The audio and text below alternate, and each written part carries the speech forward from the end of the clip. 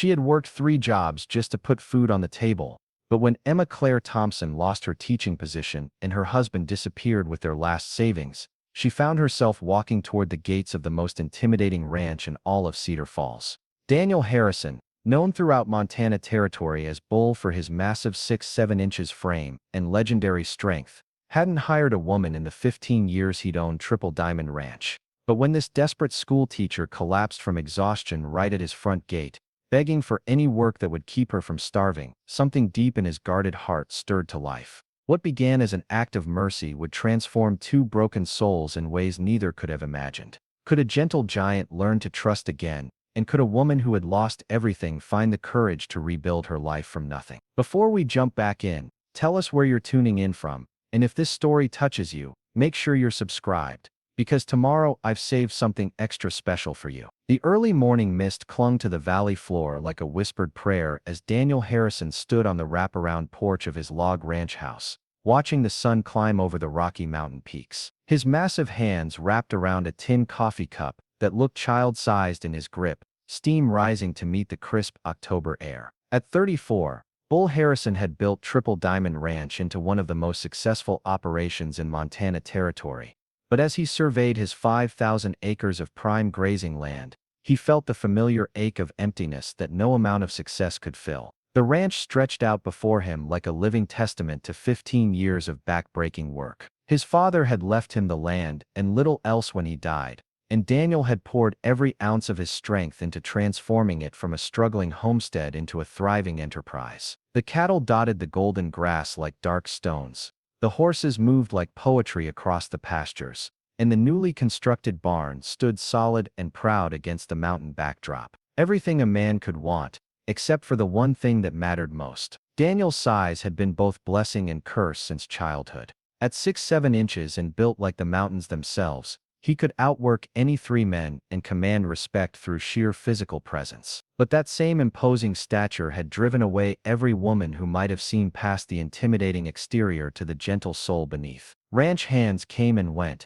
drawn by good wages and fair treatment, but they never stayed long enough to become friends. The isolation of Triple Diamond suited his work perfectly, but it had become a prison for his heart. He rolled his shoulders, feeling the familiar tension that came with another sleepless night. The big house behind him echoed with emptiness, its 8 rooms furnished but never truly lived in. His mother had died when he was 12, and his father had been a man of few words who expressed love through hard work rather than affection. Daniel had learned early that his value came from what he could build and provide, not from who he was beneath the intimidating surface. The sound of wagon wheels on the distant road drew his attention. Pete Rodriguez, his most trusted ranch hand, was returning from the weekly supply run to Cedar Falls. Daniel raised his coffee cup in greeting, grateful for even this small human connection. Pete had worked Triple Diamond for 8 years, one of the few men who seemed comfortable around Daniel's massive presence, though even Pete maintained the respectful distance that Daniel had come to expect from everyone.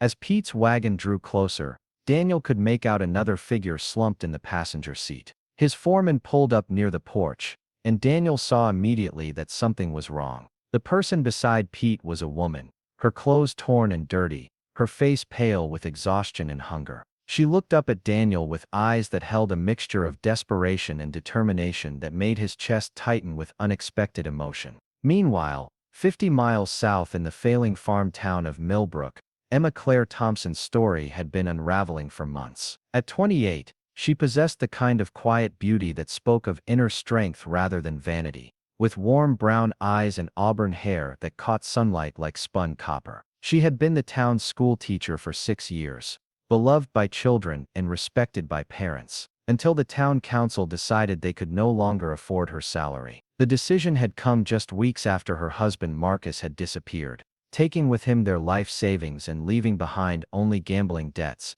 and a note saying he was sorry. Emma had tried everything to survive the economic disaster that had befallen her. She took in washing, mended clothes, cleaned houses, and even helped with harvest work on the few farms that could afford temporary help. But work was scarce in a town where most families were struggling just to feed themselves. The drought had been merciless that summer, destroying crops and driving families away to seek opportunities in bigger cities. Those who remained had little money to spend on services they could do themselves. The final blow had come when Mrs. Patterson, the banker's wife and leader of the town's moral authority, had made it clear that a woman whose husband had abandoned her was no longer welcome in respectable society. The whispers and pointed looks had grown unbearable, and Emma knew that staying in Millbrook meant watching herself slowly starve while being treated as a pariah for circumstances beyond her control. She had heard stories about the big ranches north of Cedar Falls, places where desperate people could sometimes find work if they were willing to do anything. The journey had taken her last $3 and 2 days of uncomfortable travel on freight wagons, sleeping in barns, and eating whatever scraps kind strangers were willing to share. By the time she reached Cedar Falls, she was running on determination alone, her body weak from hunger and her heart heavy with the knowledge that this was truly her last chance. The town of Cedar Falls bustled with the energy of a place on the edge of something bigger. The railroad had Preparing and narrating this story took us a lot of time. So if you are enjoying it, subscribe to our channel. It means a lot to us. Now back to the story. Reached the area just 2 years before, bringing with it opportunities and people who were changing the character of what had once been a quiet frontier settlement. The main street featured a general store, a saloon, a church, and various other businesses that served both the town residents and the growing number of ranchers in the surrounding valley. Emma had spent her first day asking about work opportunities, but the responses had been discouraging. Most businesses were family operations that couldn't afford additional help, and the few jobs available required skills she didn't possess or physical strength that her current condition couldn't provide. It was Mrs. Helen Carter at the trading post who first mentioned Triple Diamond Ranch and its reclusive owner. "Bull Harrison keeps to himself mostly," Mrs. Carter had said while sorting through a basket of goods. "Built that place up from nothing after his father passed. Fair man from what I hear, but he don't socialize much. Big fellow, intimidating as all get out, but never heard a bad word about his character. Might be he could use help with domestic work, though I've never known him to employ women before." The idea had taken root in Emma's mind like hope in fertile soil. She had managed ranch and farm work before her marriage, and her teaching background meant she was educated and capable of handling books and correspondence. Maybe a man who kept to himself would appreciate having someone to manage the household duties that he clearly had little time or inclination for. Maybe he wouldn't ask too many questions about her past, or judge her for circumstances that had been beyond her control. The walk to Triple Diamond Ranch had taken most of the morning, following directions that led her through increasingly beautiful but isolated country. The road wound through pine forests and across meadows where wildflowers still bloomed despite the advancing season. The air grew thinner and cleaner with altitude, and Emma found herself breathing deeply for the first time in months, feeling some of the tension leave her shoulders as she put distance between herself and the crushing weight of her recent failures. But by the time she crested the final hill and saw the ranch spread out below her, exhaustion and hunger had taken their toll. The sight of the impressive operation, with its solid buildings and obvious prosperity, suddenly made her quest seem foolish and desperate. What could she possibly offer to a man who had clearly achieved such success on his own? Her clothes were patched and travel-stained, her appearance that of someone who had lost everything, and her qualifications seemed pitiful compared to the scale of what she was seeing. The ranch house itself was magnificent, a 2-story log structure that managed to be both imposing and welcoming. The wraparound porch suggested comfort and leisure, while the carefully maintained outbuildings spoke of organization and prosperity. Cattle grazed contentedly in fenced pastures that stretched to the horizon, and she could see horses that looked like they belonged in paintings rather than working ranches. Emma's steps had grown increasingly unsteady as she approached the main gate, her body finally rebelling against days of inadequate food and rest. The combination of physical exhaustion and emotional overwhelm hit her all at once, and she found herself gripping the fence post to keep from falling. Her vision blurred, and she felt her knees buckle just as she heard the sound of approaching footsteps and voices calling out in alarm. When her vision cleared, she found herself looking up into the most unusual face she had ever seen. The man kneeling beside her was enormous, his shoulders blocking out the sun, his hands gentle as they helped support her weight.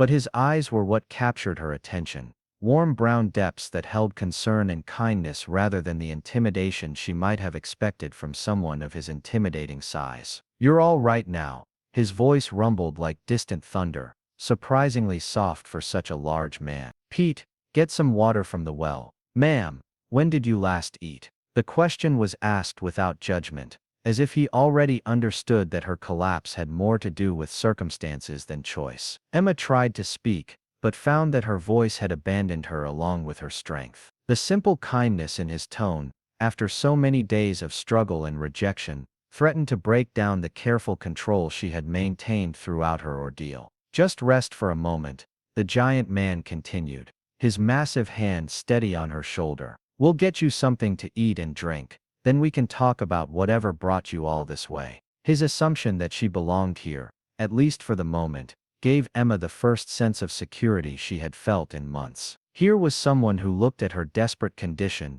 and saw a person worth helping rather than a problem to be avoided. Pete returned with water and helped her drink slowly while the ranch owner watched with patient concern. Emma had never felt so small and fragile as she did beside these two men, but their careful attention made her feel protected rather than vulnerable. When some color had returned to her cheeks and her hands had stopped shaking, she finally found her voice. "I'm looking for work," she said, the words coming out in a rush before her courage could desert her. "Any kind of work. I can cook, clean, keep books, teach children if you have any, help with animals. I'm not afraid of hard work, and I don't require much, just enough to survive." The honesty in her words seemed to surprise both men, as if they hadn't expected such direct communication from someone in her obviously desperate situation. The ranch owner studied her with those remarkably gentle eyes, and Emma found herself holding her breath as she waited for his response. She had put everything into this moment,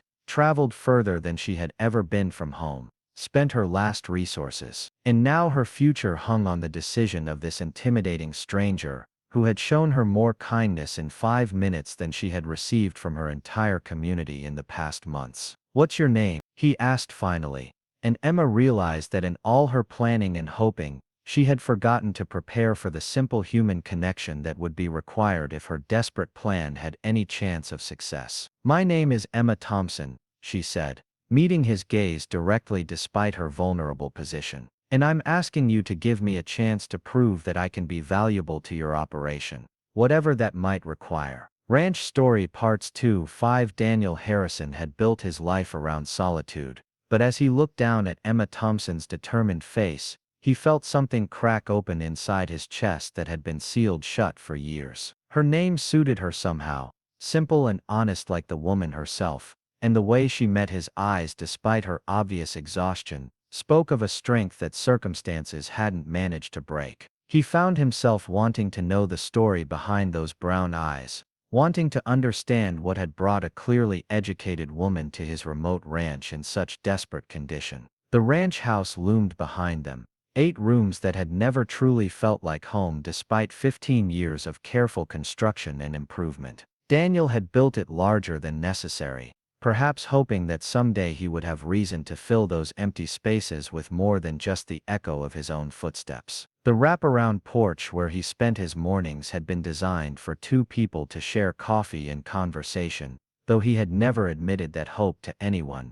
not even himself. His daily routine had become as predictable as the sunrise over the Rockies. He woke before dawn, checked the animals, rode out to inspect fences and water sources, returned for meals he ate alone, and spent evenings reading by lamplight or working on equipment repairs. It was a productive life, a successful life by any measure, but the silence that filled his evenings had grown heavier with each passing year until it felt like a weight pressing down on his chest. The loneliness had crept up on him gradually, so slowly that he hadn't recognized it as the enemy it had become. In his 20s, the solitude had felt like freedom, a chance to build something without the complications that other people inevitably brought. But somewhere in his 30s, that freedom had transformed into a prison of his own making, and he began to understand why his father had seemed so lost after his mother's death. Daniel's size had shaped every relationship in his life,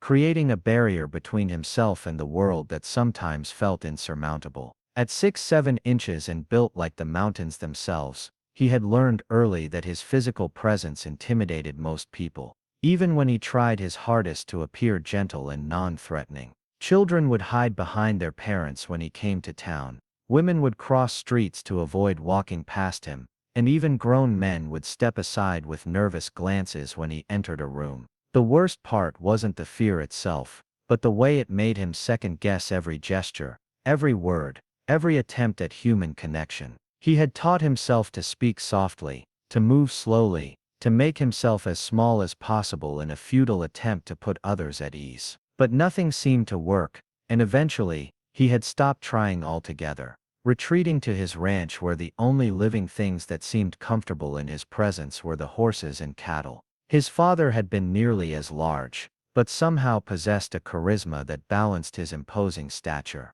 People had gravitated toward the elder Harrison, drawn by his easy laugh and generous spirit. Daniel had inherited his father's size and work ethic, but not his gift for making others feel at ease. Where his father had been magnetic, Daniel felt clumsy and awkward, especially around women who seemed to view him as more threat than potential companion. The few attempts at courtship in his younger years had ended in embarrassing failure. There had been Margaret Foster, the doctor's daughter, who had seemed interested until she saw him handle a difficult horse with what she called frightening strength. The look of alarm in her eyes, when he easily controlled the thrashing animal, had haunted him for months. Then there was Catherine Williams, the banker's niece, who had accepted his invitation to a church social but spent the entire evening pressed against the wall, clearly looking for an escape route. After that, Daniel had given up on the possibility of finding someone who could see past his intimidating exterior to the gentle man beneath. He told himself that his life was complete without romance, that the ranch provided all the purpose and satisfaction he needed. But lying in his large bed in the too-quiet house, listening to the wind through the pines, he couldn't escape the growing certainty that he was missing something essential. The ranch itself reflected his solitary existence in ways that had become increasingly apparent over the years. While the buildings were well maintained and functional, they lacked the personal touches that made a place feel like home rather than just property. The house was furnished with sturdy pieces built to accommodate his large frame, but there were no decorative elements, no flowers, no signs that anyone actually lived there rather than simply existing. His kitchen contained the basics necessary for survival, but nothing that suggested cooking was anything more than fuel for another day of work. The living room held practical furniture, arranged around a massive stone fireplace, but no books beyond farming manuals and livestock journals. The bedrooms upstairs remained largely empty except for his own, furnished with a custom-built bed and little else. The most telling detail was the dining room table, built to seat 8 people but set for 1. Daniel ate his meals in the kitchen now, unable to face the daily reminder of how isolated his life had become. The formal dining room gathered dust, while he took his simple meals standing at the kitchen counter, reading reports or planning the next day's work, to avoid confronting the silence that surrounded him. Pete Rodriguez had been his closest human connection for 8 years. A steady man who treated Daniel with respect rather than fear. But even Pete maintained the professional distance that Daniel had come to expect from everyone. Their conversations rarely extended beyond ranch business and weather reports, though Daniel sometimes caught his foreman watching him with what might have been sympathy. The other ranch hands came and went with the seasons, drawn by fair wages and good working conditions but never staying long enough to develop anything resembling friendship.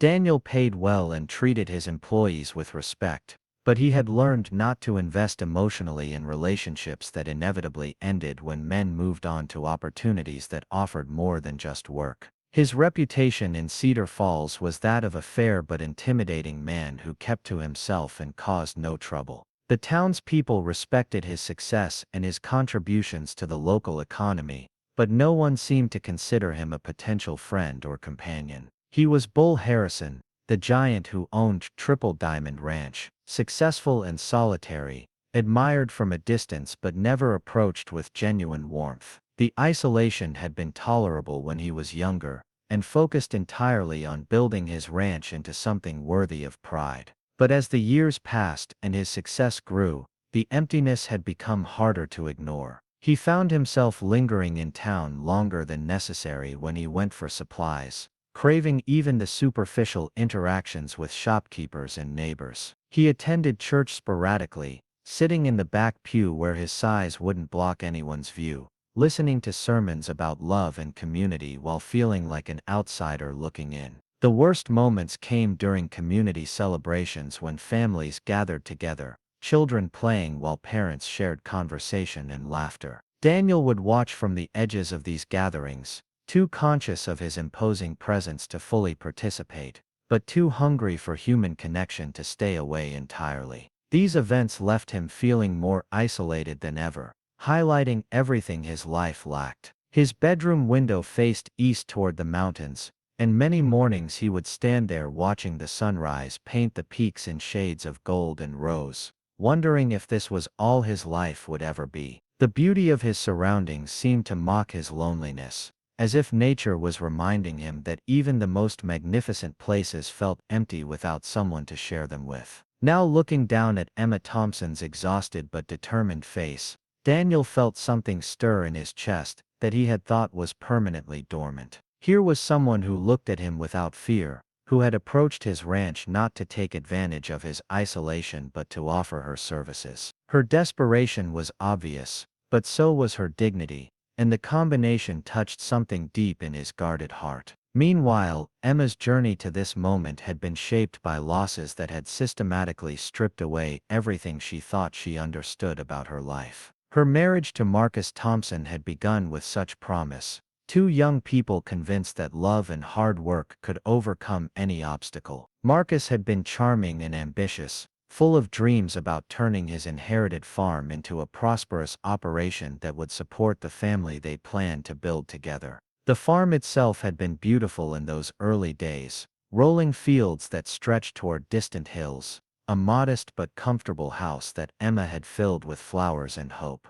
She had thrown herself into the role of farmer's wife with enthusiasm, learning to tend chickens and preserve vegetables, helping with harvest and planning improvements that would increase their productivity and comfort. Marcus had big ideas about modernizing their operation, introducing new crops and techniques he had read about in farming journals. Emma had supported these dreams wholeheartedly, using her teaching salary to supplement their income and believing that their sacrifices would pay off in the long run. They had talked about children, about the legacy they would build together, about growing old surrounded by the fruits of their shared labor. The first year had been challenging but hopeful, with moderate success that seemed to validate Marcus's vision. Emma had even given up her teaching position at his insistence, convinced that her full attention to the farm would help them achieve their goals more quickly. The decision had felt natural at the time, a partnership where each contributed their strengths toward a common purpose.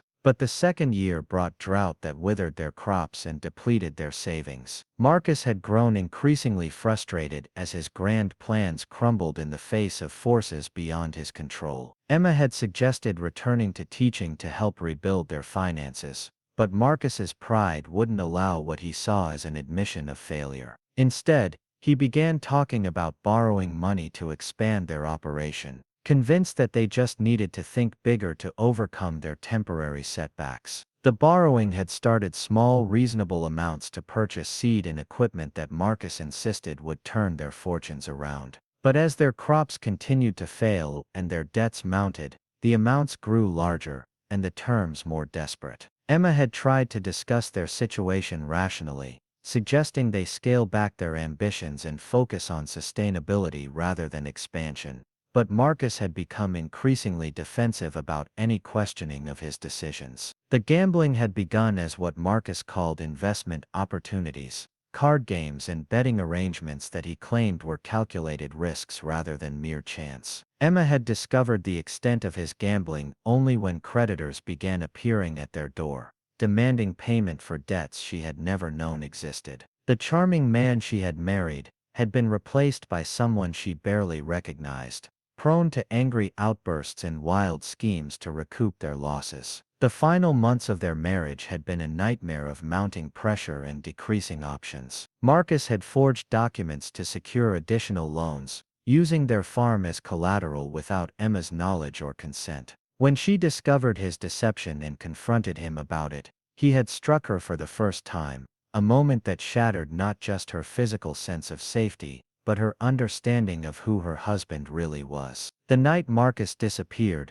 Emma had actually felt relief beneath her terror. Living with his increasingly erratic behavior had become unbearable, but she had been raised to believe that marriage was a commitment that endured through all difficulties. His abandonment freed her from that obligation, while simultaneously destroying any hope she had of rebuilding their shared life. The note he left had been brief and brutal in its honesty. He was sorry for the mess he had created, but he couldn't face the consequences of his actions. The farm was lost.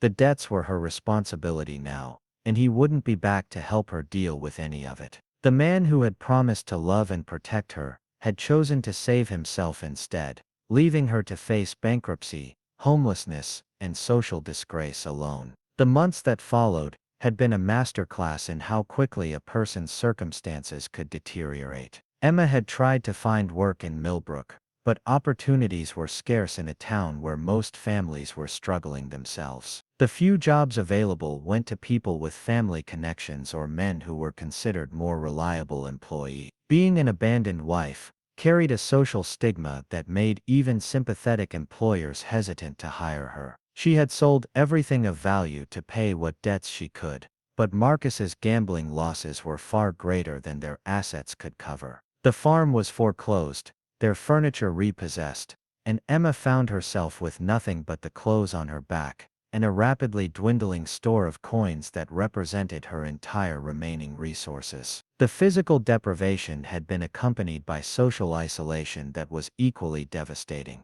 Emma had been a respected member of Millbrook's community, known for her dedication to her students and her contributions to church and civic activities. But Marcus's actions had tainted her reputation by association, and many people who had once considered her a friend now viewed her with suspicion or pity. Mrs. Patterson, the banker's wife and self-appointed guardian of community morality, had made it clear that Emma's presence was no longer welcome in respectable society. The whispered conversations that stopped when Emma entered a room, the pointed looks and deliberate exclusions from social gatherings, had made it impossible for her to rebuild her life in the place where she had once belonged. The decision to leave Millbrook had been both agonizing and liberating. Emma had no family to turn to, no friends who were willing to risk their own reputations by helping her, no resources beyond the last few dollars she had managed to save.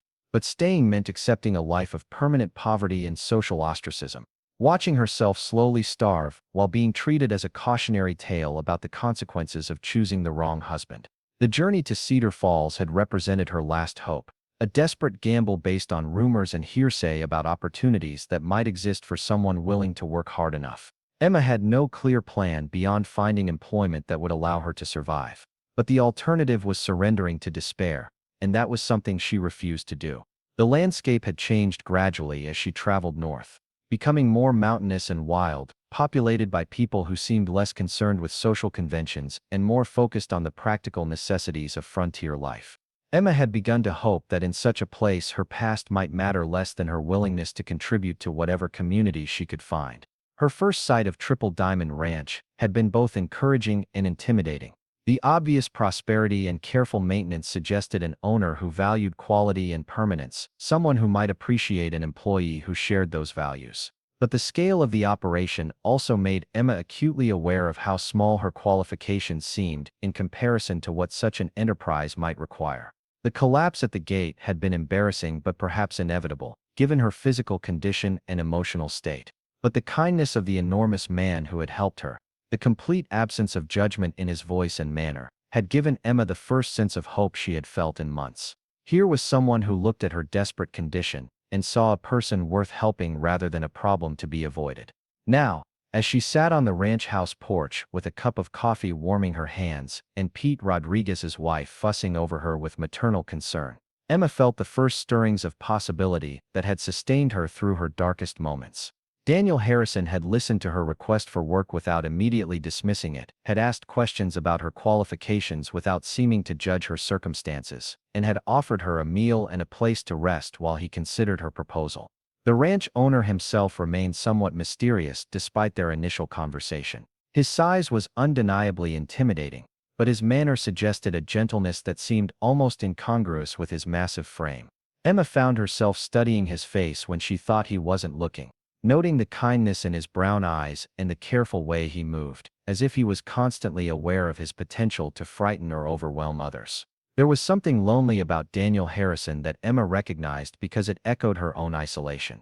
Despite his obvious success and the respect he commanded from his employees, he seemed like someone who had built walls around himself that went far beyond the physical boundaries of his ranch. Emma wondered what had created that isolation, whether it was choice or circumstance that had left such a capable man apparently living alone in a house large enough for a family. The possibility that they might be able to help each other, that her desperate need for employment might intersect with his apparent need for something she could provide, offered Emma the first glimmer of hope she had experienced since Marcus's abandonment. She couldn't know yet what form that help might take, but the simple fact that Daniel Harrison was willing to consider her request seriously was more than she had dared to expect. As the afternoon sun slanted across the ranch yard and Emma felt strength returning to her exhausted body, she allowed herself to imagine what it might be like to have a place here, to contribute to the obvious success of Triple Diamond Ranch while rebuilding her own sense of purpose and dignity. The future remained uncertain, but for the first time in months, Emma could envision a path forward that didn't end in complete despair. Daniel Harrison stood at his kitchen window, watching Emma Thompson rest on his porch, and felt the careful control he had maintained over his emotions for years beginning to slip. Something about this woman's quiet strength in the face of obvious hardship had touched a part of his heart he had thought was permanently sealed. Her request for work had been straightforward and honest, devoid of the manipulation or false charm he might have expected from someone in such desperate circumstances. The way she had collapsed at his gate, then immediately tried to regain her composure and state her purpose, spoke of a pride that circumstances hadn't managed to break. Emma Thompson had been brought low by forces beyond her control, but she hadn't been defeated, and Daniel found himself admiring that resilience more than he wanted to admit. There was something about her determination that reminded him of his own refusal to give up when building his ranch had seemed impossible. As he considered her request for employment, Daniel realized he was facing a decision that could change his carefully ordered life in ways he couldn't predict. His ranch ran smoothly with its current staff, and he had never seen the need for domestic help beyond what he could manage himself. But looking at Emma's exhausted face and thinking about the empty rooms in his house, he began to wonder if perhaps they both needed something neither had been willing to admit. The risk of hiring a woman, especially one with no local connections or references, would normally have made Daniel dismiss the idea immediately. His reputation in the community was built on stability and good judgment, and bringing a stranger into his home could create complications he wasn't prepared to handle. But something about Emma Thompson made those practical concerns seem less important than the opportunity to offer help to someone who clearly needed it. Moreover, Daniel found himself curious about the story behind Emma's circumstances, drawn to understand how an obviously educated and refined woman had come to be walking alone to a remote ranch in search of any work available. Her speech and manner suggested a background far different from the typical applicants for ranch employment, and he sensed that her current situation represented a dramatic fall from previous comfort and security. The loneliness that had been his constant companion for years seemed to retreat slightly at the thought of having someone else in the house, someone to break the oppressive silence that had become the soundtrack of his evening hours. The practical benefits of having household help were obvious, but Daniel was honest enough to admit that the prospect of human company was equally appealing, even if he couldn't say that aloud. As he watched Emma slowly regain her strength under Mrs. Rodriguez's attentive care, Daniel found himself making a decision that surprised him with its certainty. Whatever risks hiring Emma Thompson might bring, they seemed insignificant compared to the possibility that she might bring life to his empty house and purpose to her obviously desperate circumstances. The arrangement might benefit them both in ways that neither could fully anticipate. The afternoon was growing late, and Daniel knew he needed to give Emma an answer soon. She would need a place to stay the night regardless of his decision, but he sensed that her pride wouldn't allow her to accept charity if he couldn't offer her the work she had requested. The choice before him felt larger than a simple employment decision, more like a crossroads that would determine the direction of both their lives. Standing in his empty kitchen, surrounded by the silence that had become his closest companion, Daniel Harrison made the choice that would transform everything he thought he knew about solitude, responsibility, and the unexpected ways that two broken lives could help heal each other. Tomorrow, Triple Diamond Ranch would no longer be the domain of one lonely man, but the beginning of something neither Emma nor Daniel could have imagined when desperation had brought them together at his front gate. Ranch Story Part 3. The sun had begun its descent toward the western peaks when Daniel Harrison finally approached the porch where Emma Thompson sat wrapped in one of Mrs. Rodriguez's shawls, her color slowly returning after the hot meal and rest. The massive ranch owner moved with deliberate care, his boots making soft sounds on the wooden planks as he settled into the chair across from her. Emma straightened instinctively, preparing herself for whatever verdict he had reached about her desperate request for employment. "Mrs. Rodriguez, I appreciate your help today," Daniel said quietly to Pete's wife, who had been hovering nearby with maternal concern. The older woman nodded and gathered her things, but not before pressing Emma's hand in a gesture of encouragement that spoke of understanding between women who had both known hardship. Pete had already retreated to the barn, sensing that this conversation required privacy. Emma found herself alone with the intimidating ranch owner whose decision would determine whether she had a future or faced the terrifying prospect of complete destitution. She studied his face as he arranged his thoughts, noting again the careful gentleness in his manner that seemed so at odds with his imposing physical presence. His hands, which could probably break a man's arm without effort, were clasped loosely in his lap as he considered his words. "Miss Thompson," Daniel began, then paused and corrected himself.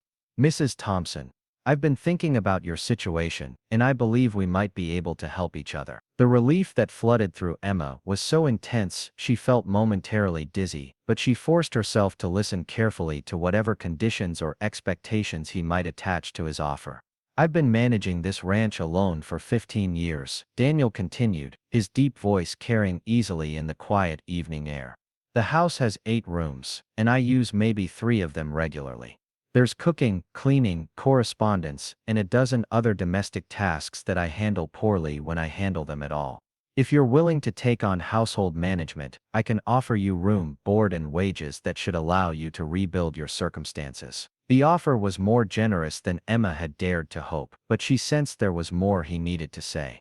She waited patiently, her hands folded in her lap, while Daniel gathered his thoughts for what was clearly a more difficult part of the conversation.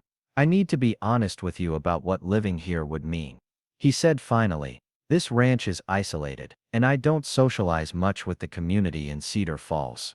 Some people find my size intimidating, and I've learned it's easier to keep to myself than to make others uncomfortable. If you accept this position, you'll be sharing that isolation, and there may be talk in town about a woman living in my household." Emma had already considered this possibility during her afternoon of rest and reflection. A single woman working for an unmarried man would certainly generate gossip, particularly if she was living in his house rather than maintaining separate quarters. But her alternatives were so limited that social disapproval seemed like a luxury she couldn't afford to worry about. "Mr. Harrison," she said carefully, "I appreciate your honesty about the potential complications. But I'm not in a position to be choosy about employment opportunities, and frankly, my reputation has already suffered considerable damage through circumstances beyond my control. If you're willing to give me a chance to prove my worth as an employee, I'm prepared to handle whatever gossip might arise." Daniel nodded slowly, seeming to approve of her practical approach to an inherently complex situation. "There's something else you should know," he continued. "I've never employed a woman before, and I'm not entirely sure how to navigate the arrangement appropriately. I'll do my best to ensure you feel safe and respected, but you'll need to speak up if anything makes you uncomfortable." The concern in his voice touched Emma deeply. Here was a man who clearly possessed enough physical power to take whatever he wanted, yet he was worried about making her feel uncomfortable. His consideration for her well-being, even in their first conversation, suggested a character that aligned with Mrs. Carter's assessment of him as fundamentally decent. "I understand," Emma replied. "And I want you to know that I'm grateful for your willingness to give me this opportunity. I won't disappoint you, Mr. Harrison. I'm experienced with household management, comfortable with correspondence and bookkeeping, and I'm not afraid of hard work. Whatever needs doing, I'll learn to do it properly." Daniel studied her face in the gathering twilight, seeming to weigh her words against his own reservations about the arrangement. Emma held his gaze steadily, willing him to see the determination that had carried her through months of hardship and brought her to his ranch, despite having every reason to surrender to despair. "Then we have an agreement," Daniel said finally, rising from his chair with a fluid motion that reminded Emma of just how large he really was. "Mrs. Rodriguez prepared the room at the end of the upstairs hall for you tonight. Tomorrow we can discuss the specific duties and expectations in more detail. For now you need rest and proper meals until you've recovered your strength." Emma stood as well, feeling slightly unsteady but stronger than she had in weeks. The simple knowledge that she had a place to sleep and the promise of continued employment had lifted a weight from her shoulders that she hadn't realized how much energy it had been draining to carry. "Thank you, Mr. Harrison," she said, her voice thick with emotion she was trying to keep under control. "You don't know what this means to me." Daniel's expression softened at the obvious relief in her voice. "We all need help sometimes, Mrs. Thompson. The important thing is being willing to accept it when it's offered. I think this arrangement will benefit us both." His words suggested an understanding of desperation that made Emma wonder what hardships might have shaped his own perspective on assistance and pride. As they moved toward the house, Emma got her first clear look at the ranch owner's living space. The main room was spacious and well-built, with log walls that spoke of both craftsmanship and permanence. A massive stone fireplace dominated one wall, flanked by bookshelves that held more volumes than Emma had expected to find in such an isolated location. The furniture was sturdy and clearly built to accommodate Daniel's impressive size, but the overall effect was more austere than welcoming. There were no personal touches that might make the space feel lived in, rather than merely functional. No photographs, decorative items, or signs that anyone actually relaxed in this room, rather than simply passing through it. Emma found herself mentally cataloging small changes that could make the house feel more like a home, then caught herself and focused on following Daniel up the impressive staircase to the second floor. The room he showed her was larger than any bedroom she had ever occupied, with windows that looked out over the ranch yard toward the distant mountains. Mrs. Rodriguez had prepared it with clean linens and a wash basin, and there was even a small bouquet of late-season wildflowers on the dresser that brought a welcome touch of color to the practical space. "There are extra blankets in the chest at the foot of the bed," Daniel said, his voice carefully neutral as he avoided looking directly at Emma in the intimate setting of a bedroom. "The kitchen is available whenever you need it, and there's plenty of food in the pantry. Don't hesitate to ask if you need anything else." After he left, Emma sank onto the edge of the bed and allowed herself to truly absorb what had just happened. This morning she had been facing complete destitution, walking toward Triple Diamond Ranch with nothing but desperate hope and rapidly failing strength. Tonight she had a comfortable room, the promise of regular meals, and employment that would allow her to rebuild her life from the ruins Marcus had left behind.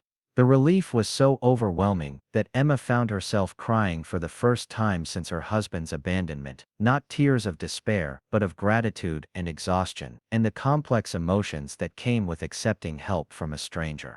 She had maintained her composure through months of hardship, but the simple kindness of Daniel Harrison's offer had finally broken through her careful control.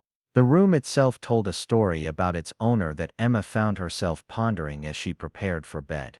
Like the main living area, it was well appointed but impersonal, furnished with quality pieces that suggested prosperity but lacking any touch that indicated someone actually lived in this house, rather than simply existing in it. The guest room was comfortable but anonymous, as if Daniel had never expected to have visitors who might appreciate personal touches or welcoming details. Emma wondered about the other rooms on this floor, whether they were similarly sparse or if some contained evidence of the man behind the intimidating exterior. The house was clearly designed for a family, with space and layout that suggested plans for a life shared with others.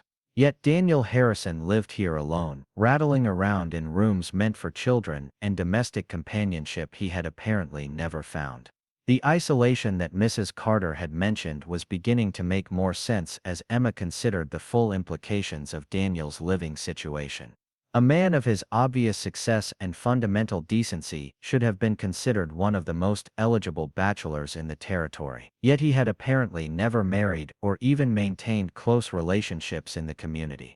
His size might explain some of that isolation, but Emma suspected there were deeper reasons for his solitary existence. As she settled into the comfortable bed, Emma reflected on the strange turns that had brought her to this moment. Marcus's betrayal and abandonment had destroyed everything she thought she understood about her life, but perhaps that destruction had been necessary to bring her to a place where she could genuinely help someone while rebuilding her own future. The thought that her worst experiences might lead to something better was a comfort she hadn't expected to find. The house around her was settling into nighttime quiet, but it wasn't the oppressive silence she had grown accustomed to during her months of struggle. This was the peaceful quiet of a well-built home where someone could rest safely, where the sounds of wind through the pines and distant cattle were reminders of security rather than isolation. For the first time in longer than she could remember, Emma fell asleep without worrying about where her next meal would come from or where she would lay her head the following night. Down the hall, Daniel Harrison lay awake in his own bed, staring at the ceiling and wondering what he had gotten himself into by offering employment to Emma Thompson. His decision had been made as much from impulse as from logic, driven by something in her desperate request that had touched a part of his heart he had thought was safely buried. Now, with the commitment made, he found himself questioning the wisdom of bringing a woman into his carefully ordered but fundamentally lonely existence. The practical aspects of the arrangement made sense, Daniel told himself as he listened to the familiar sounds of his ranch settling into night. The house did need proper management, and his domestic skills were indeed inadequate for a property of this size and quality. Emma Thompson was obviously educated and capable, and her desperate circumstances meant she would be motivated to prove her worth as an employee. But Daniel was honest enough to admit that practical considerations weren't the only factors in his decision.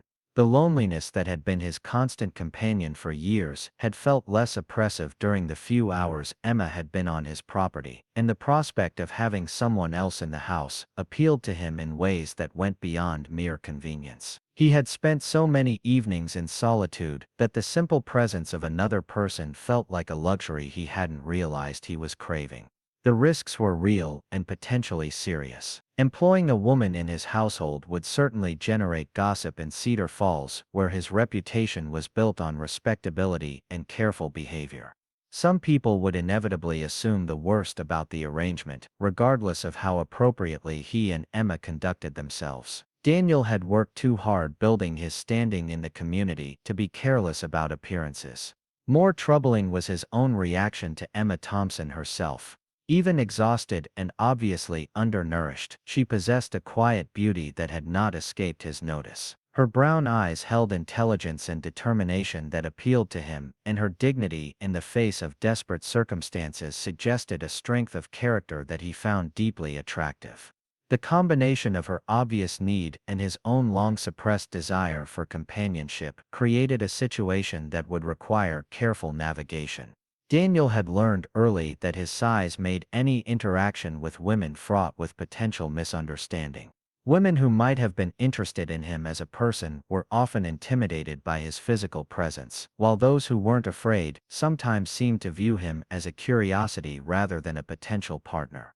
His few attempts at courtship had ended badly enough that he had eventually given up trying, but Emma's lack of fear in his presence had reawakened feelings he had thought were permanently dormant.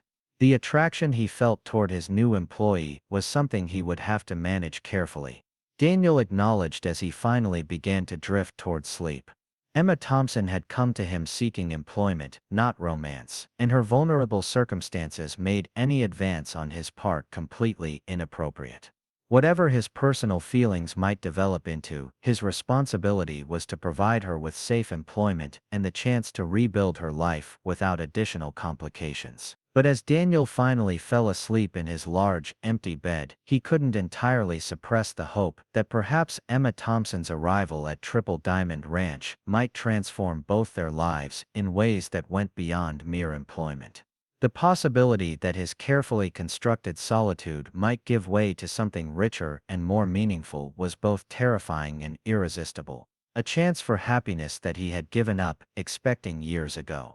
The next morning dawned clear and cold, with frost sparkling on the grass and steam rising from the water troughs where the horses gathered to drink. Emma woke to unfamiliar sounds that spoke of a working ranch coming to life, voices calling to animals and the creak of barn doors opening to release horses into the pastures. For a moment she lay still, disoriented by the comfort of her bed and the absence of the anxiety that had plagued her mornings for months. Then memory returned, bringing with it a rush of gratitude and determination that made her spring from bed with more energy than she had felt in weeks. Today was the beginning of her new life at Triple Diamond Ranch, her chance to prove that Daniel Harrison's faith in her had been justified.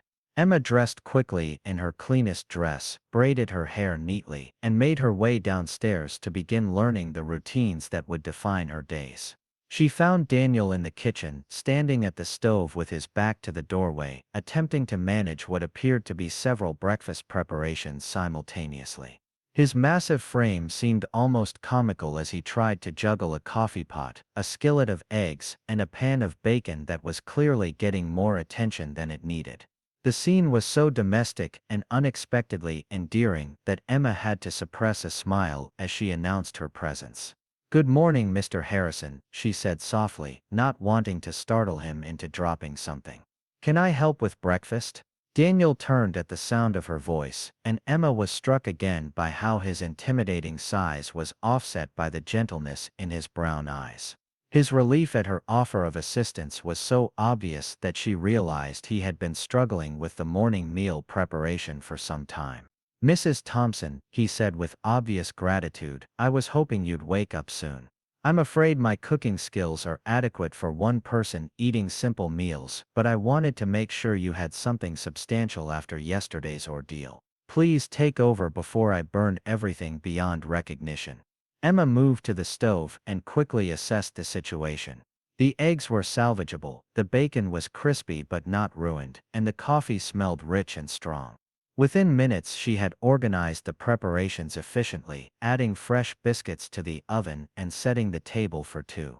The simple act of cooking in a well-equipped kitchen felt like a luxury after months of making do with whatever scraps she could afford. As they sat down to eat together, Emma was acutely aware that this was the first proper meal she had shared with another person since Marcus's departure. The companionable silence as they ate felt natural rather than awkward, and she found herself relaxing in ways she hadn't expected. Daniel's presence was surprisingly comfortable despite his size, his careful movements and quiet manner creating an atmosphere of peace rather than intimidation. "This is excellent," Daniel said as he worked his way through a generous portion of eggs and biscuits. "I can see that hiring you was one of my better decisions." Emma felt warmth spread through her chest at the simple praise, realizing how much she had missed having her contributions acknowledged and appreciated. The months of rejection and dismissal had made her doubt her own capabilities, but Daniel's obvious satisfaction with her cooking restored some of her confidence. After breakfast, Daniel offered to show Emma around the house and explain the various tasks that would be her responsibility. As they moved from room to room, Emma began to understand the full scope of what she had taken on. The house was indeed magnificent, with 8 large rooms that had been built for comfort and permanence, but were currently maintained with only the most basic attention to cleanliness and order. The library particularly caught Emma's attention, with its impressive collection of books that ranged from agricultural manuals to classic literature. Daniel noticed her interest and explained that his father had been an educated man who believed that success in ranching required understanding of subjects beyond animal husbandry and land management. The book showed signs of regular use, and Emma realized that the isolated ranch owner was far more cultured than his remote lifestyle might suggest. The formal dining room was perhaps the most telling space in the house, furnished with a beautiful table that could seat 8 people but was currently covered with papers and correspondence. Daniel used it as an office, he explained with some embarrassment, because eating alone in such a grand space felt ridiculous. Emma could see immediately how the room could be transformed back into its intended purpose, becoming a warm and welcoming space for meals and conversation. By mid-morning, Emma had a clear understanding of her duties and the routines that would structure her days at Triple Diamond Ranch. The work was substantial but not overwhelming, and she found herself looking forward to the challenge of bringing order and warmth to Daniel's impressive but underutilized home. More importantly, she sensed that her employer was genuinely pleased to have her there, not just for the work she would do but for the simple human companionship her presence would provide. As Daniel prepared to ride out for his daily inspection of the ranch, Emma began her first full day of work with a sense of purpose and belonging that had been missing from her life for far too long.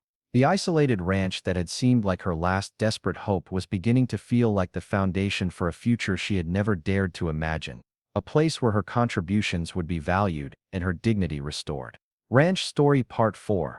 Final 3 weeks into her employment at Triple Diamond Ranch, Emma Thompson had transformed not only Daniel Harrison's household but discovered a version of herself she had forgotten existed. The morning routine had become as natural as breathing, rising before dawn to prepare breakfast for Daniel and the ranch hands. Her movements in the spacious kitchen fluid and confident as she managed multiple tasks with the efficiency of someone who had found her proper place in the world. The house itself bore witness to her presence in ways that went far beyond mere cleanliness. Fresh wildflowers appeared on tables throughout the rooms, their seasonal colors bringing life to spaces that had been functional but sterile. The dining room had been reclaimed from its role as an office, its polished table now set for proper meals that Daniel had initially resisted but quickly grown to treasure. Curtains sewn from fabric purchased during her first trip to Cedar Falls softened the harsh mountain light streaming through windows that had been bare for 15 years. Emma's greatest triumph, however, was the library, where she had spent hours organizing volumes that had been haphazardly shelved according to no system Daniel could explain. Now the books were arranged by subject and author, with comfortable chairs positioned to take advantage of natural light for reading. She had discovered several rare first editions among the collection, treasures that Daniel's father had acquired but that had been forgotten in the general neglect of the house's finer features. The transformation extended beyond physical improvements to the very atmosphere of the ranch house. Meals were no longer solitary affairs wolfed down while standing at the kitchen counter but leisurely conversations over properly prepared food served in the dining room Daniel had avoided for years. Emma's presence had broken the oppressive silence that had characterized his evenings, replacing it with the comfortable sounds of another person moving through shared spaces. Daniel found himself looking forward to the end of each workday with anticipation he hadn't felt since childhood. The sight of lamplight glowing in the windows as he rode back from checking fences or tending cattle spoke of warmth and welcome that made his chest tighten with emotions he was still learning to name. Emma would be waiting with coffee and conversation, ready to hear about his day while sharing observations about the house, the ranch, or the books she had been reading from his father's collection. Their evening conversations had become the highlight of Daniel's existence, moments when Emma's intelligence and education shone most brightly. She possessed opinions on subjects ranging from literature to politics, expressed with a thoughtfulness that challenged his own thinking and made him realize how much he had missed intellectual companionship. Her insights into ranch management surprised him with their practical wisdom, suggestions that improved efficiency in ways he hadn't considered despite his years of experience. Emma's integration into ranch life extended beyond the house to the broader operations that defined Triple Diamond's success. She had taken over correspondence with buyers and suppliers, her educated handwriting and formal language lending an air of professionalism to business communications that had previously been handled in Daniel's rough scrawl.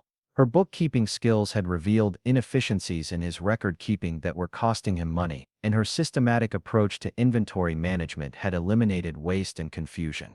The ranch hands had initially been skeptical of having a woman involved in their workplace, but Emma's competence and lack of pretension had quickly won their respect.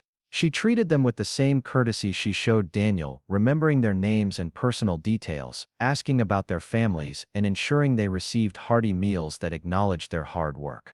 Pete Rodriguez had confided to Daniel that the men were happier and more productive since Emma's arrival, working harder because they felt valued rather than simply employed. Emma's own transformation was equally remarkable. The gaunt, desperate woman who had collapsed at Daniel's gate had given way to someone whose natural beauty was enhanced by proper nutrition and the confidence that came from meaningful work. Her brown eyes sparkled with intelligence and humor, her movements carried the grace of someone who felt secure in her environment, and her smile had returned with a warmth that lit up every room she entered. The physical changes were obvious to everyone who encountered her, but the deeper transformation was evident only to Daniel, who had witnessed her gradual emergence from the protective shell that desperation had created. Emma laughed more easily now, expressed opinions without apologizing for them, and carried herself with the dignity of someone who knew her worth and had it properly acknowledged. Their relationship had evolved from employer and employee to something more complex and precious, though neither had explicitly acknowledged the shift.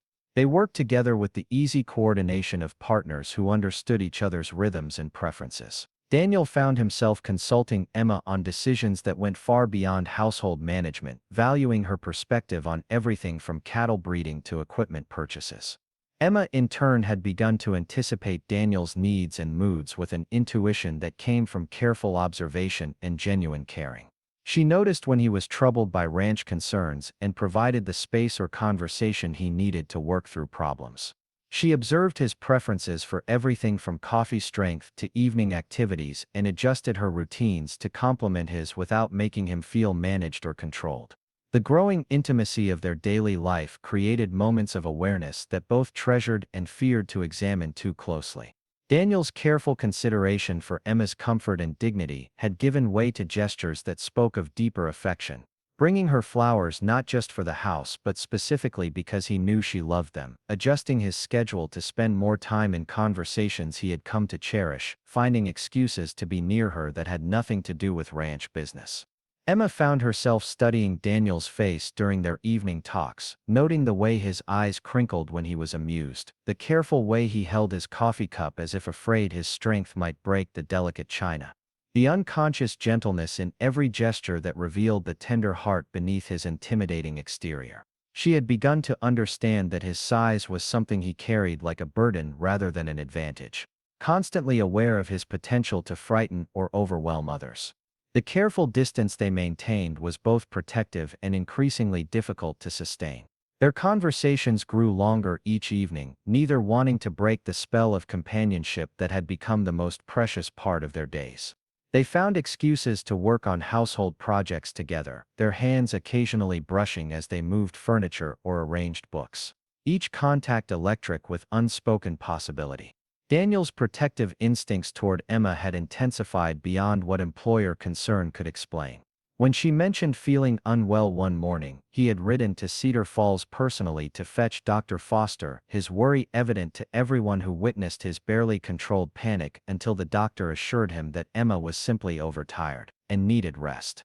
When suppliers or visitors to the ranch showed too much interest in his attractive housekeeper, Daniel's presence became markedly more intimidating until they directed their attention elsewhere. Emma found herself caring for Daniel's welfare with an intensity that surprised her with its depth. She noticed when he favored his left shoulder after a day of heavy work and quietly prepared liniments without being asked. She observed his preference for particular meals after difficult days and ensured those foods appeared on the table when he needed comfort. She worried when he was late returning from ranch work, standing at the window until she saw his familiar silhouette riding through the gate. The isolation that had initially concerned Emma as a potential drawback of ranch employment had become one of its greatest benefits. Away from the judgmental eyes of conventional society, she and Daniel had been free to develop their relationship according to their own needs and preferences rather than external expectations. The absence of social pressure had allowed genuine affection to grow naturally, uncomplicated by the roles and restrictions that would have governed their interactions in a more traditional setting. Their evenings together had acquired the comfortable intimacy of an old married couple, though neither acknowledged the comparison aloud. They shared the newspaper from Cedar Falls, discussing articles that caught their interest, debating political developments, or laughing together over humorous stories. Emma mended Daniel's clothes while he worked on small repairs or whittled pieces that were becoming increasingly decorative rather than purely functional. The ranch hands had begun to treat them as a unit, seeking Emma's input on matters that affected Daniel and assuming her involvement in decisions about ranch social events or community interactions. Pete Rodriguez had started including both of them in conversations about future plans, as if their partnership was so natural that separating their interests would be artificial and unnecessary. Daniel's trips to Cedar Falls for supplies had become joint expeditions, with Emma accompanying him to select household items and manage business correspondence with merchants and suppliers. The townspeople had gradually accepted her presence at his side, their initial curiosity giving way to respect for her obvious competence and the positive changes her influence had brought to Daniel's previously reclusive lifestyle. Mrs. Carter at the trading post had become an ally and friend, appreciating Emma's educated conversation and her ability to discuss books and current events that rarely came up in frontier commerce. Dr. Foster's wife had extended invitations to church socials and community gatherings, treating Emma as Daniel's acknowledged partner rather than merely his employee. Even Pastor Mitchell had begun addressing them as a couple during his occasional visits to the ranch. The gradual acceptance by Cedar Falls society had been a relief to Emma, who had feared that her unconventional living situation would result in the same kind of ostracism she had experienced in Millbrook. Instead, the frontier community's practical approach to survival and success had led them to judge her by her contributions rather than her circumstances. And Daniel's obvious happiness and improved social engagement had reflected well on their arrangement. As autumn progressed toward winter, the rhythm of ranch life began to shift toward the patterns that would sustain them through the harsh Montana cold. Preparations for winter feeding, equipment maintenance, and house provisioning required increased cooperation between Emma and Daniel. Their planning sessions extending late into the evenings as they coordinated supplies and logistics. Emma had thrown herself into learning everything she could about ranch operations, studying Daniel's record books, and asking detailed questions about cattle breeding, market timing, and resource management. Her quick grasp of complex systems impressed Daniel and led him to rely increasingly on her analytical skills to identify problems and opportunities he might have overlooked. The prospect of spending the long winter months in even closer proximity was both thrilling and intimidating to both of them. The isolation that was manageable during busy summer months would intensify dramatically when snow made travel difficult and ranch work moved primarily indoors. They would be dependent on each other for companionship and support in ways that would test the boundaries they had carefully maintained. Daniel had begun making subtle improvements to the house that seemed designed to increase Emma's comfort during the confined months ahead. He repaired the fireplace in her bedroom, installed better window coverings for privacy and warmth, and built additional shelving for the books she had begun collecting. Each improvement was presented as practical necessity, but Emma recognized the thoughtfulness behind gestures that went beyond mere employer consideration. Emma found herself planning meals and activities that would provide comfort and variety during the months when fresh supplies would be limited and social contact minimal. She experimented with preserving techniques that would ensure good nutrition through the winter, organized indoor projects that would keep them both occupied, and prepared reading materials that would provide entertainment and education during long evenings by the fire. Their preparation for winter had acquired the character of a shared enterprise rather than separate efforts, each considering the other's needs and preferences as they made decisions about supplies and arrangements. The assumption of mutual dependence felt natural rather than burdensome, as if they had already crossed some invisible threshold from individual survival to shared life.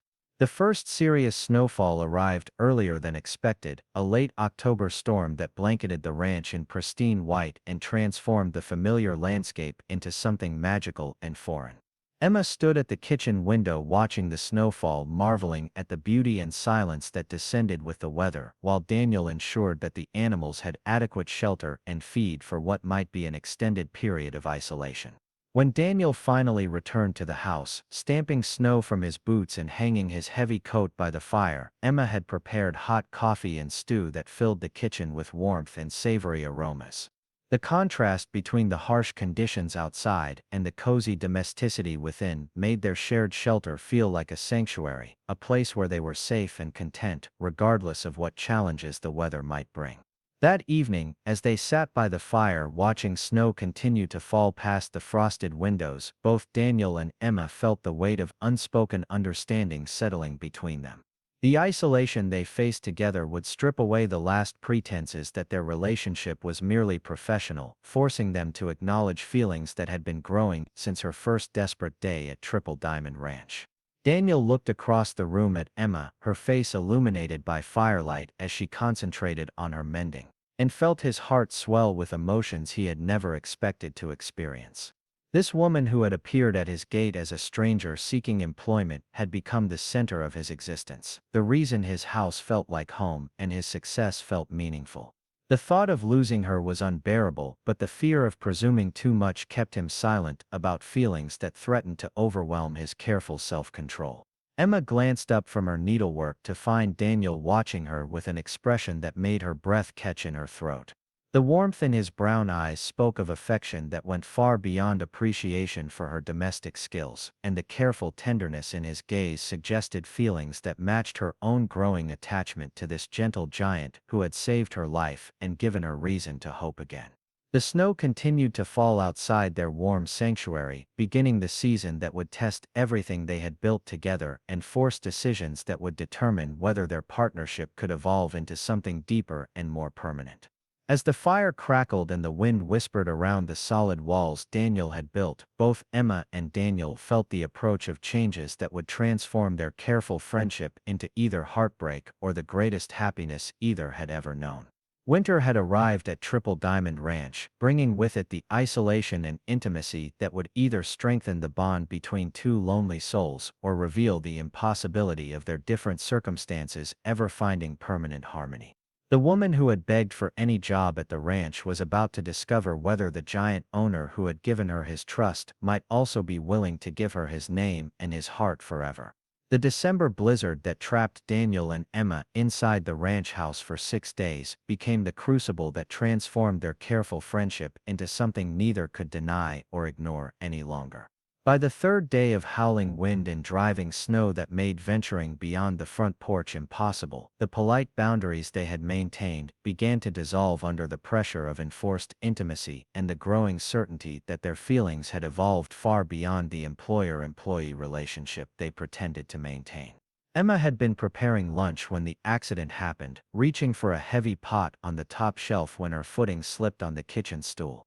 Daniel heard her cry out and arrived just in time to catch her as she fell, his massive arms wrapping around her slight form as they both tumbled to the floor in a tangle of limbs and scattered kitchenware.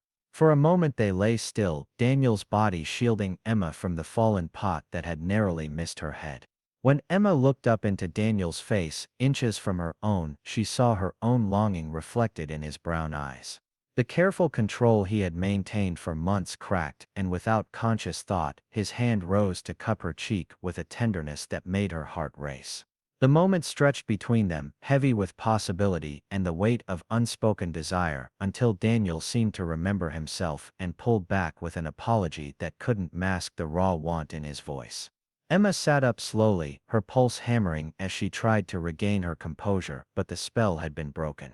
The pretense that they were simply employer and employee sharing convenient living arrangements could no longer be maintained when the memory of Daniel's protective embrace and the heat in his gaze had awakened feelings she had thought were buried forever with her disastrous marriage. That evening, as the storm continued to rage outside their warm sanctuary, the usual comfortable conversation felt strained with awareness neither could ignore. Emma found herself studying Daniel's hands as he whittled by the firelight, remembering how gentle they had been when he caught her fall.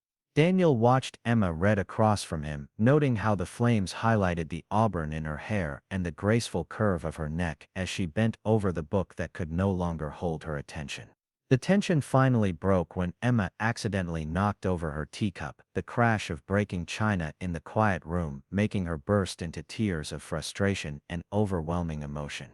Daniel was beside her in an instant, his large hands surprisingly gentle as he helped her clean up the mess while murmuring reassurances that the cup didn't matter, that she was safe, that everything would be all right. When Emma continued to cry, her tears flowing from deeper sources than embarrassment over broken china, Daniel's resolve finally crumbled completely. He gathered her into his arms, holding her against his broad chest while she sobbed out months of suppressed fear, loneliness, and desperate hope. His shirt grew wet with her tears as she clung to him, finally allowing herself to accept the comfort and security his strength represented. Emma, Daniel said softly when her sobs had subsided to hiccups, his deep voice rumbling in the chest where her head rested. Emma, please look at me. When she raised her tear-streaked face to meet his gaze, the raw emotion she saw there took her breath away. I can't pretend anymore that you're just my employee. I can't pretend that I don't care about you more than I've ever cared about anyone. I love you, Emma. I've loved you since that first day when you had the courage to ask for help instead of giving up. The words hung in the air between them, transforming everything with their simple honesty. Emma searched Daniel's face, seeing the vulnerability in his expression as he waited for her response. This giant of a man who had just laid his heart bare to a woman who had the power to destroy him with rejection.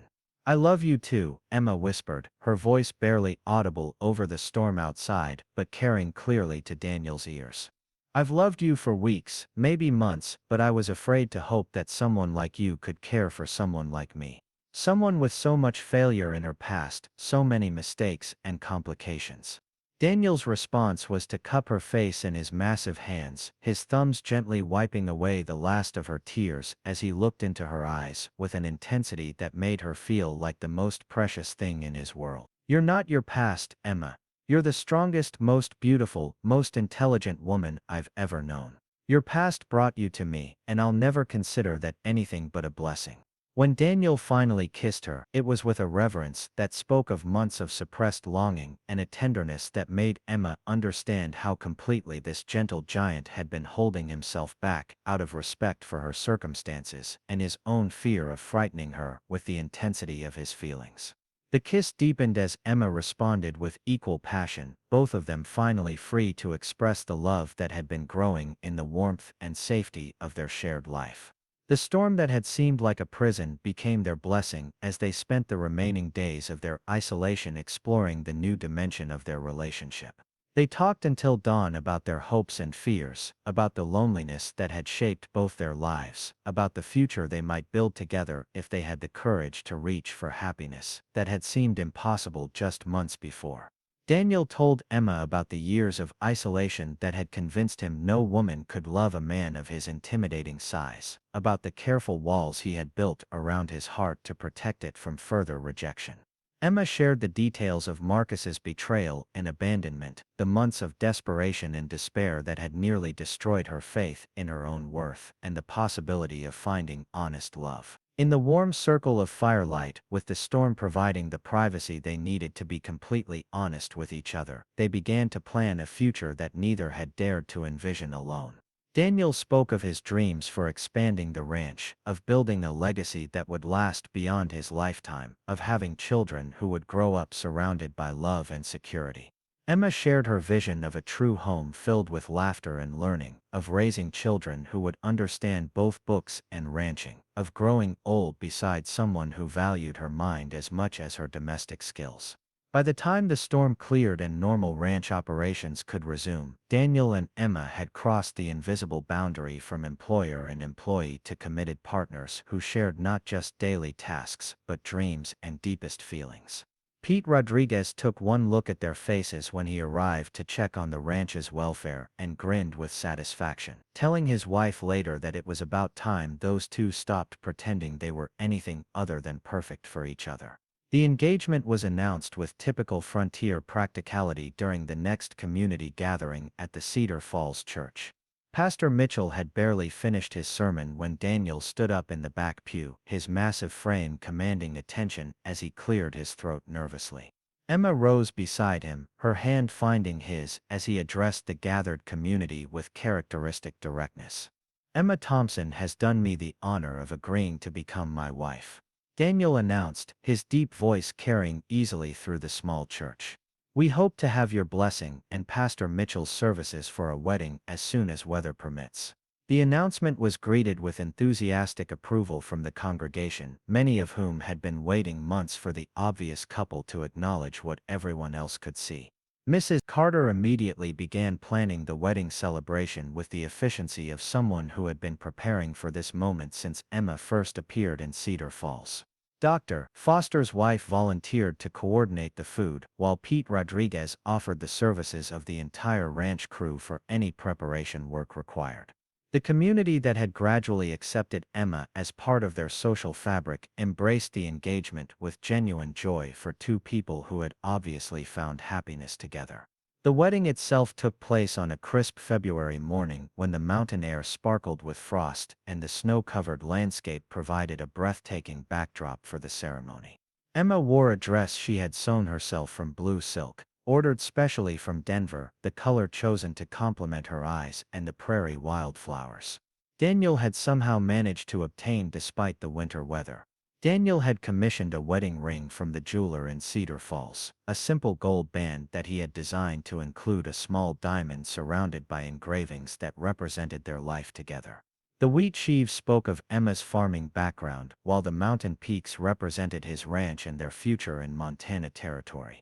Inside the band, the jeweler had inscribed the date of their first meeting, marking not their wedding but the desperate day when Emma had begged for work and found love instead.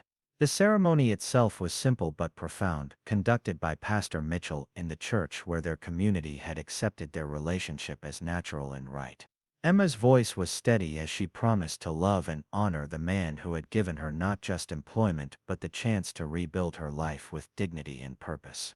Daniel's vows were spoken with characteristic quiet intensity, his massive hands gentle as he placed the ring on Emma's finger and promised to cherish and protect her for the rest of their lives. When Pastor Mitchell pronounced them husband and wife, Daniel's kiss was tender and reverent, a Public seal on the private commitment they had made during those storm-bound days when their carefully maintained boundaries had finally dissolved. The congregation erupted in cheers and applause as Mrs. Daniel Harrison and her husband turned to face their community as a legally and publicly acknowledged couple. The wedding celebration continued well into the evening at the ranch, where Emma had prepared a feast that showcased her domestic skills while Daniel provided music with the fiddle his father had taught him to play.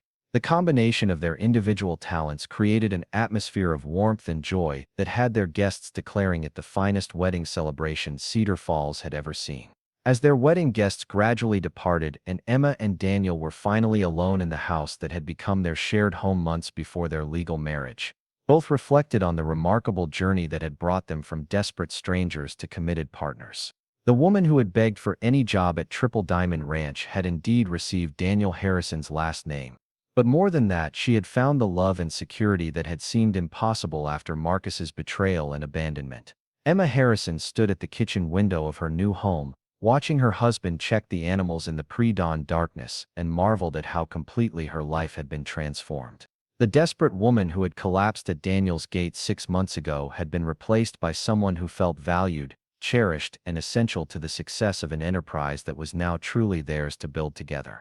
Daniel paused in his morning routine to wave at the figure he glimpsed in the kitchen window, his heart swelling with the knowledge that Emma would be waiting when he returned from his chores, that their evening would be spent in the comfortable companionship that had grown from desperate circumstances into the deepest love either had ever experienced. The isolated giant who had believed himself unlovable had found not just a wife but a true partner who saw past his intimidating exterior to the gentle heart beneath. Their first year of marriage brought challenges that tested their partnership and proved its strength. Late spring flooding threatened the ranch's financial stability, but Emma's careful bookkeeping and analytical skills helped Daniel navigate the crisis with minimal losses. A difficult calving season that might have overwhelmed one person working alone became manageable with Emma's assistance and her quick learning of veterinary skills. The arrival of their first child, a daughter they named Grace, brought completion to their family and joy that exceeded even their highest expectations. Daniel's gentleness with the tiny baby amazed everyone who witnessed it.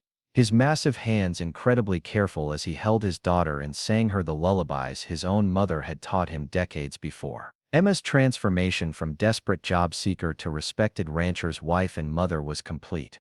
But she never forgot the kindness that had saved her life and made her happiness possible.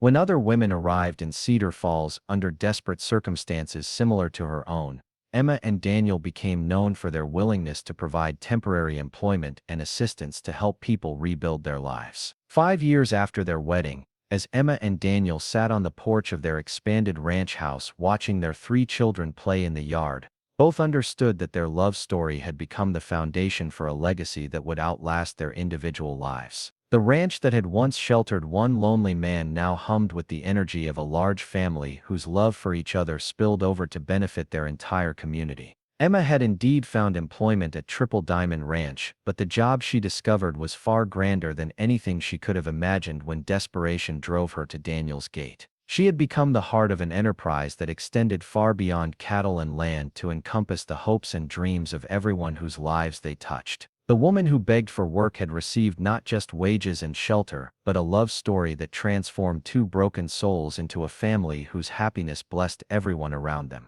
Daniel's last name had become Emma's not through mere legal formality, but through the deep union of 2 people who had found in each other everything they had stopped believing was possible. Their marriage was living proof that sometimes life's greatest blessings come wrapped in packages that look like disasters, and that love has the power to transform even the most desperate circumstances into foundations for unshakable joy.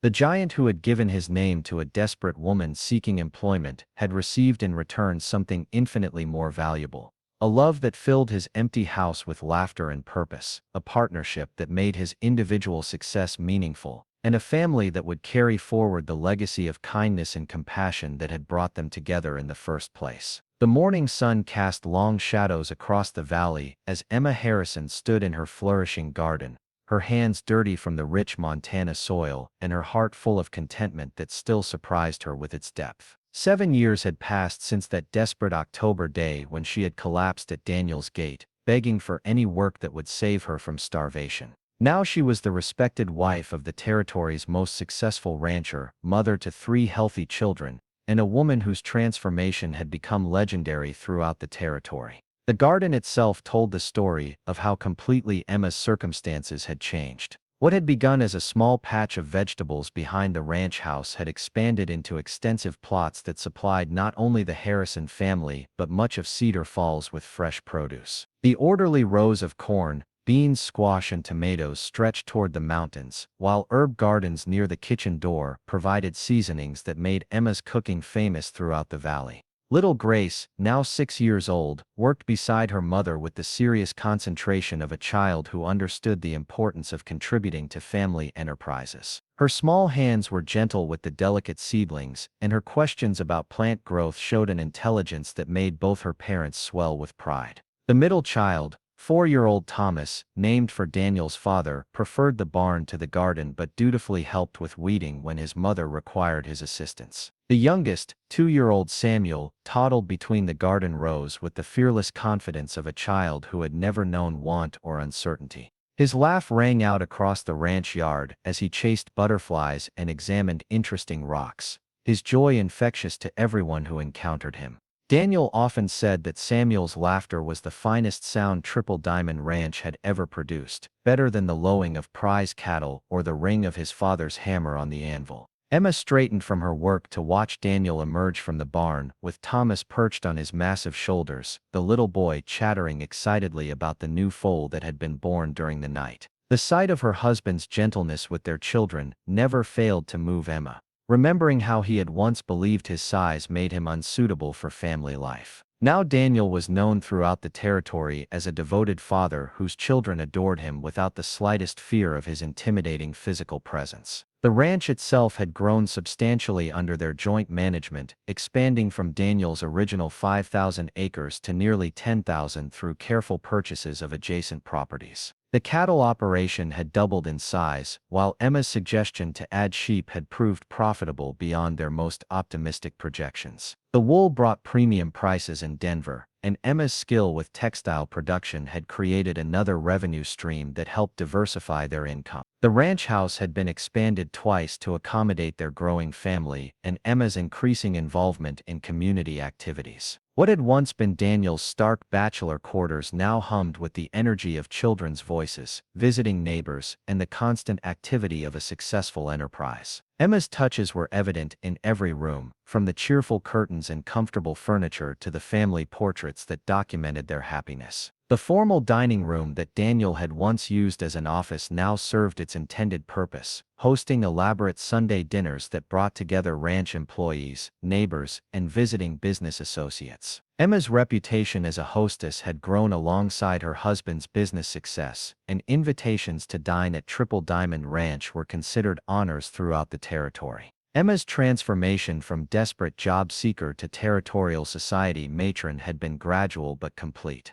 Her intelligence and education, combined with the confidence that came from security and love, had made her a natural leader in Cedar Falls civic organizations. She served on the school board, organized charitable activities, and had been instrumental in establishing the territory's first lending library. The lending library project had been particularly close to Emma's heart, growing from her appreciation for Daniel's father's book collection and her understanding of how education could transform lives. She had personally cataloged and donated many volumes, while organizing fundraising activities that brought books and learning opportunities to families throughout the valley. The small building that housed the library bore a bronze plaque acknowledging Emma's contributions, though she had tried to refuse the honor. Emma's involvement in territorial politics had developed naturally from her community work and her analytical skills that Daniel relied upon for ranch management. She corresponded regularly with territorial representatives about issues affecting ranchers in rural communities, her articulate letters carrying weight because they represented the perspective of successful landowners who contributed significantly to the territorial economy. When women's suffrage became a territorial issue, Emma emerged as a thoughtful advocate whose arguments were based on practical experience rather than abstract principles. She could point to her own contributions to Triple Diamond Ranch's success, her community leadership, and her management of complex business correspondence as evidence that women possessed the intelligence and judgment necessary for political participation. Daniel had been initially surprised by his wife's political interests, but he quickly became her strongest supporter when he saw how her involvement benefited not just their own interests but the broader community they served. Emma's ability to articulate positions that balanced competing concerns made her a respected voice in territorial debates, and visiting politicians made a point of consulting with her during trips to their region. The Harrison children were growing up in an environment that combined the practical skills necessary for ranch life with the education and cultural awareness that Emma's background provided. Grace could ride as well as any ranch hand but also read at a level far beyond her years. Thomas understood cattle breeding and horse training but also showed remarkable mathematical abilities that impressed the traveling tutors Emma hired to supplement their education. All three children spoke fluent Spanish from their daily interaction with the ranch's Hispanic employees, and Emma had begun teaching them French from her own studies. Daniel had initially questioned the necessity of such extensive education for ranch children, but Emma's patient explanations about the expanding opportunities in territorial society had convinced him that their children should be prepared for any future they might choose. The ranch's success had brought the Harrison family into contact with territorial society in ways that sometimes amazed Emma when she reflected on her desperate circumstances just years before. They regularly hosted visiting cattle buyers from Chicago and Denver, territorial politicians campaigning for statehood, and even occasional European investors interested in American ranching operations. Emma's ability to manage such diverse social obligations had developed naturally from her teaching background and her careful observation of social conventions during their visits to Denver and other territorial centers. She could converse intelligently with university professors about literature and politics, discuss ranch management with experienced cattlemen, and charm visiting ladies with her knowledge of fashion and domestic arts. The contrast between Emma's current social position and her desperate arrival at Triple Diamond Ranch was not lost on anyone who knew their story. Emma had become something of a territorial legend, the desperate woman who had found love and success through courage and determination. Young women throughout the territory looked to her example as proof that circumstances could be overcome through hard work and moral character. Emma's charitable work had expanded beyond Cedar Falls to encompass regional efforts to assist families facing the kind of desperate circumstances that had once threatened her own survival. She organized support networks for abandoned wives, established training programs for women seeking employment, and provided emergency assistance to families facing economic disaster. The Harrison family's annual charity barbecue had become one of the territory's most anticipated social events, drawing attendees from hundreds of miles away to enjoy Emma's legendary cooking while contributing to causes that helped struggling families. The event raised thousands of dollars each year while strengthening the social connections that made their region's political and economic cooperation more effective. Daniel's pride in his wife's achievements was evident to everyone who observed them together. The shy giant who had once believed himself unsuitable for marriage now beamed with satisfaction when Emma was praised for her community contributions or business acumen. His confidence had grown alongside hers, and he now participated actively in territorial affairs that he had once avoided because of his intimidating physical presence.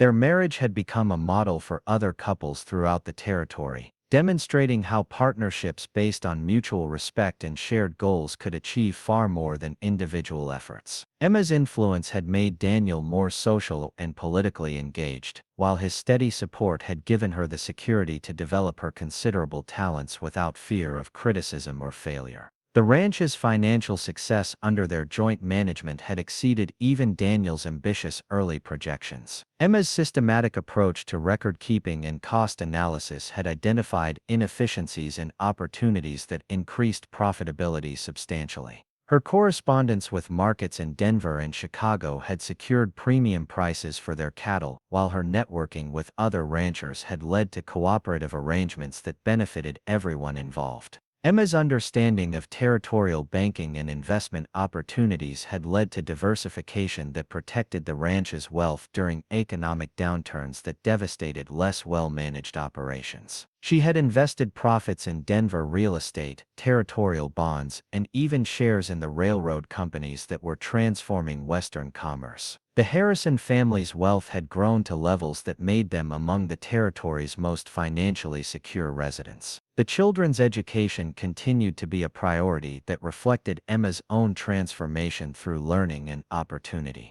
Grace had begun corresponding with her cousins in Denver, developing writing skills that impressed her tutors and demonstrated her preparation for whatever advanced education might become available to territorial women. Thomas showed mechanical aptitude that suggested he might become an engineer if such opportunities developed, while Samuel's early signs of musical talent reminded everyone of Daniel's own hidden artistic abilities. Emma often stood in her expanded kitchen, preparing meals for her family and frequent guests, and marveled at the journey that had brought her from desperate hunger to abundance that allowed her to feed anyone who appeared at their door. The kitchen had become the heart of their home and a symbol of the security that made all their other achievements possible. The annual anniversary of Emma's arrival at Triple Diamond Ranch had become a private celebration for the Harrison family, a day when they reflected on how completely their lives had been transformed by courage, kindness, and the willingness to take chances on hope rather than surrender to despair. Daniel would present Emma with flowers picked from the gardens she had created, while she would prepare his favorite meal using ingredients from their own successful land. Their love story had become part of territorial folklore, told and retold at community gatherings as an example of how the frontier offered opportunities for transformation that would have been impossible in more settled regions. Emma's desperate request for employment had led to a partnership that benefited not just their own family but their entire community through the prosperity and leadership they provided. The woman who had begged for any job at Triple Diamond Ranch had become Emma Harrison, territorial leader, successful businesswoman, devoted mother, and beloved wife. Her transformation from desperate stranger to pillar of community respectability demonstrated the frontier's unique capacity to judge people by their contributions rather than their circumstances. Daniel's decision to offer employment to a desperate woman had brought him not just domestic help but a life partner whose intelligence and determination had multiplied his individual success many times over. The lonely giant who had given his name to someone who needed it had received in return a love that filled his empty house with joy and purpose beyond anything he had dared to dream. Standing together on the porch of their expanded ranch house, watching their children play in the yard where Emma had once collapsed from hunger and exhaustion, both Daniel and Emma understood that their love story had become something larger than individual happiness. They had created a legacy of compassion, success, and community leadership that would influence their region for generations to come. The desperate morning when Emma had begged for work had been the beginning of a transformation that proved love's power to heal broken lives and create possibilities that neither partner could have achieved alone. Their marriage had become living proof that sometimes life's greatest blessings arrive disguised as disasters, and that courage combined with kindness can overcome any obstacle. Emma Harrison's journey from starvation to abundance, from social outcast to territorial leader, from abandoned wife to beloved partner, represented the frontier's promise that anyone willing to work hard and treat others with respect could build a life worth living.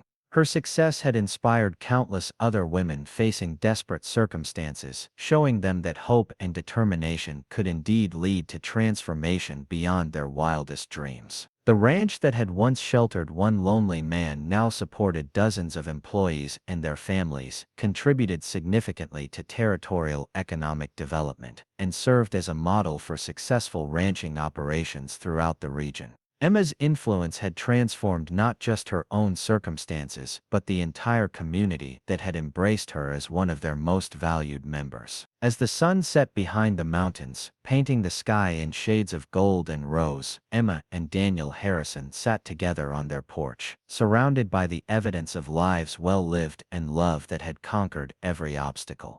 The woman who had begged for employment had found instead a partnership that created prosperity, purpose, and joy that blessed everyone their lives touched. Their story would be told for generations as proof that courage in the face of desperation, kindness toward those in need, and the willingness to see past surface appearances to the heart beneath could create miracles that transformed not just individual lives but entire communities. Emma Harrison had indeed received Daniel's last name. But more than that, she had helped him create a legacy of love and success that would endure long after their own lives ended. Up next, you've got two more standout stories right on your screen. If this one hit the mark, you won't want to pass these up. Just click and check them out.